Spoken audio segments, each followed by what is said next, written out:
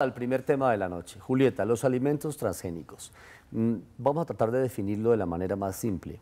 Algunas semillas que a través de la biotecnología son intervenidas para provocar algunos cruces de especies que jamás la naturaleza hubiera dado de forma espontánea. Natural. ¿Correcto? Exactamente. Pues muy polémico, ¿no? Algunos países han cerrado las puertas a ellos, otros no. Hay diferentes opiniones con respecto a las consecuencias que pueden dejar, también el desconocimiento, en fin, es un tema álgido, repito, polémico, pero de interés mundial. Aquí inicia un especial con nuestro compañero Alejandro Mazuera. Bien, buenas noches, ¿cómo están? ¿Qué hubo, Alejandro? ¿Qué tal? Hola. ¿Cómo va todo? ¿Todo bien? Muy buena su introducción, porque los elementos transgénicos, las semillas transgénicas, eran lo que usted decía, cruzar, por ejemplo, un gen de un virus o un Por gen de ejemplo, otra a una planta. semilla del maíz, ponerle un gen de un virus para lograr ¿qué? Para lograr, por ejemplo, hacerla resistente a pesticidas. Ajá. Entonces, que cuando se utilicen los pesticidas no la afecten, o para que no la ataquen las plagas.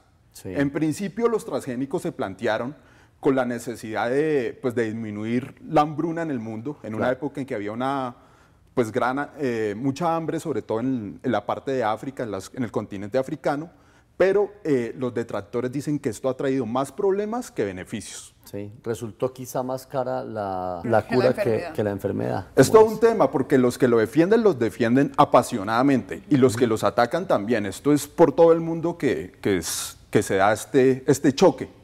Primera entrega de alimentos y semillas transgénicas aquí en 830. En 1983, unos biotecnólogos le introducen el gen de una bacteria a una planta. Y en 1986, la multinacional Monsanto crea un tabaco genéticamente modificado. Surgen así las semillas transgénicas. Organismos que se han creado a partir de la manipulación genética que tiene cada especie, donde se traslada información de una planta a un animal o de una bacteria a cualquier otro organismo. En Colombia existen 5 tipos de cultivos en los cuales hay presencia de transgénicos. Se implementaron con la promesa de darle beneficios al agricultor. Las semillas transgénicas son importantes porque es el avance más reciente que ha tenido la tecnología de incorporar nuevas características que tal vez por cruzamiento convencional no se podrían lograr. En Colombia los transgénicos buscan 2 mejoras: hacer los cultivos resistentes a plagas y a ciertos venenos que son empleados para atacar insectos y enfermedades. Sin embargo, estos logros son cuestionados por diversos profesionales ambientales, campesinos y ciudadanos del común, quienes, como en todo el mundo, donde el tema genera un gran rechazo en varios grupos, Aguantamos que Monsanto infecte nuestra comida. han hecho una causa común en contra de este tipo de semillas. Un caso emblemático es el caso del algodón transgénico en Córdoba, donde agricultores en el año 2011 y 2012 perdieron más de 8.000 millones de pesos por una semilla transgénica que se le dijo que no necesitaba fumigarse, y vino las plagas y arrasaron con la plantación. Quieren llevarse el maíz.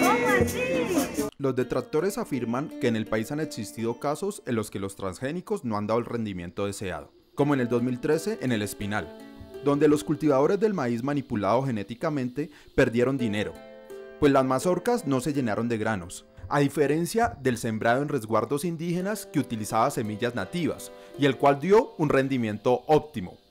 Y cuando los agricultores fueron a hacer el reclamo al ICA y a las empresas, lo que dijeron es: no, eso no fue un problema de las semillas, sino un problema de clima. Entonces ahí uno ve que en realidad no hay un control de las autoridades competentes que verdaderamente esté beneficiando a los agricultores, sino que gran parte de toda esta promoción de los transgénicos está beneficiando más a las empresas transnacionales que están controlando las semillas. Pero frente al mismo caso, los representantes de las multinacionales tienen otra opinión. Las características de transgénesis no son para rendimiento, no son para tener un grano más grande, no son para ser más resistentes a esas condiciones climáticas, sino solamente tenemos 2 características hoy a nivel comercial, y una es la resistencia a insectos y otra es la tolerancia a herbicidas.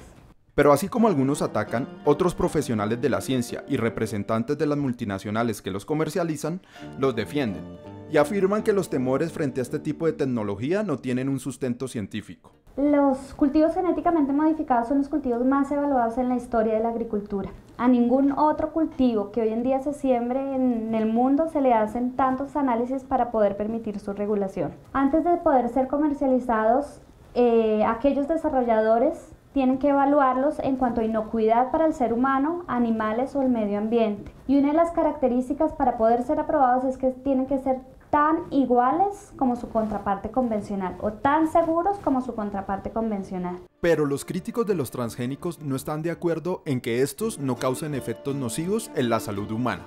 La Comisión de Bioseguridad de la Unión Europea encargó a la Universidad de Caen y esta a su vez al profesor Eric Seralini un estudio de bioseguridad de los transgénicos.